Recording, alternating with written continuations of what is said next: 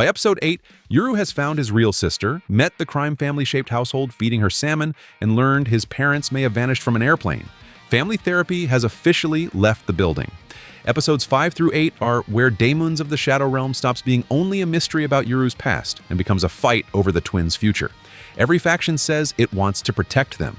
Nearly every faction also has a plan for using them. Episode 5 brings Yuru into the Kagemori manor and finally gives the reunion with Asa room to breathe.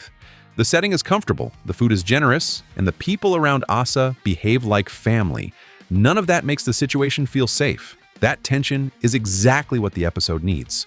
Yuru has spent his entire life being managed by adults with reassuring explanations. A nicer house and better breakfast cannot erase the fact that the Kagemori side also controls information. The biggest new question is what happened to the twins' parents. They boarded a flight from Tokyo to Okinawa, but they and their daemon-wielding guard were missing when the plane landed. The explanation is specific enough to be alarming and impossible enough to keep Yuru from relaxing. His reunion with Asa is not a clean return to childhood. She has memories and loyalties he does not share. He has been raised beside a replacement wearing her face. They love each other, but they are almost strangers trying to rebuild the meaning of family. And yes, Full Metal Alchemist Brotherhood fans just shuddered at that creature in the dark. You know why? I really hope this is the last time the show uses an image like that. Episode 15.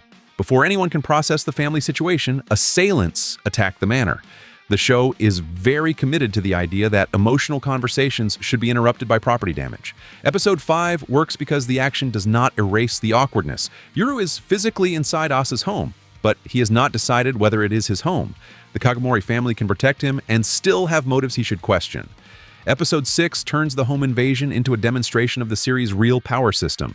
Yin and Yang open void-like spaces, the battlefield shifts room by room, and information becomes more valuable than spectacle. Yuru handles the modern bow Makoto provides, and the contrast is perfect. He already understands aim, patience, and timing from hunting. The equipment is new, the discipline is not. He adapts because the skill underneath the technology is familiar. Asa's breakability is the real centerpiece. She can break a contract between a master and a daemon, then claim the daemon for herself. That is an absurdly dangerous ability in a world where contracts organize power. The small pet-like forms make the moment funny, but the implication is enormous. Asa does not simply defeat an opponent. She can rewrite the relationship that made the opponent dangerous in the first place. This is where Break and Seal begin to look like more than opposite superpowers. Break severs an established bond. Seal presumably preserves, contains, or closes one. Put those abilities in twins, and every political group immediately sees a tool for remaking the balance of power. Episode 6 also makes left and right more interesting. They may follow Yuru, but following is not the same as obedience without interpretation. The pair behave like partners, guardians, and occasionally ancient co-workers who did not receive the updated policy memo. The battle is strongest when it treats every daemon as a rule to understand. Winning means finding what a contract permits, what a master assumes, and where the two do not match. The result feels closer to solving a trap than trading larger explosions. Episode 7 delivers the emotional reason behind all of this. We learn that attackers targeted the twins when they were children, and Yuru survived the event that killed Asa. Asa's death is not presented as a simple, tragic flashback. The Shadow Realm, the skulls, and her return force her into a choice before she is old enough to understand why anyone wants that choice from her. She chooses break and returns, but survival does not restore what was lost. Asa comes back carrying power, trauma, and a life separated from Yuru. Her confidence in the present suddenly reads less like ease and more like armor. Yuru's side of the memory is just as important.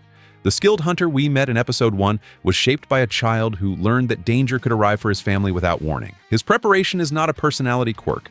It is fear turned into routine. That makes the twins a strong mirror. Asa responds to control by taking the power to sever bonds. Yuru responds to chaos by watching, preparing, and trying to hold the people he loves in place. Break and Seal fit their emotional lives before we even know their full mechanics. Episode 7 is my favorite of this set because it pays off the mystery with character rather than a lore dump. The revelation explains how both twins survived, but more importantly, it explains who they became. Then, Episode 8 places those emotional truths inside a political argument. The manor is being repaired by daemons called Black and White, because even supernatural family drama eventually needs contractors. Around the breakfast table, the competing plans become clearer. Gonzo wants to destroy the village and end the cycle that created this mess. Asuma favors controlling the twins and their power. Both positions can be sold as protection. Both remove the twins' agency. Yuru recognizes the trap. He refuses to join either faction's plan and openly defends Asa, not because he understands every decision she has made, but because he understands that she should be allowed to make decisions at all. That is a major step for him. Earlier, leaving with Dera was mostly an escape from immediate danger. Here, leaving the Kagemori manor is a deliberate boundary. Yuru is no longer choosing between adults. He is choosing himself. The camera-proof daemons are a great little reminder that the modern world does not automatically make the supernatural easier to document. Yuru can learn smartphones and business cards, but some parts of this world still refuse to behave for the lens. Jin gives Dera a business card for one of the Kagemori businesses, creating a line of contact between the two groups. It sounds ordinary, but it gives Yuru a route to information that does not require living under the Kagemori roof. The revelation that the parents wanted both twins lands harder than any political speech. Yuru has spent years living inside a story where he may have been left behind. Hearing that the separation was not a rejection gives him something facts alone could not: permission to grieve. The hug with Asa and Yuru's tears finally let the show stop treating him as the calm center of every disaster. He has been punched, displaced, lied to, hunted, and asked to understand a sister who returned from death. Of course he cries. The restraint makes the release work. Across episodes 5 through 8, family becomes the most contested word in the series. The village claimed family while imprisoning a replacement.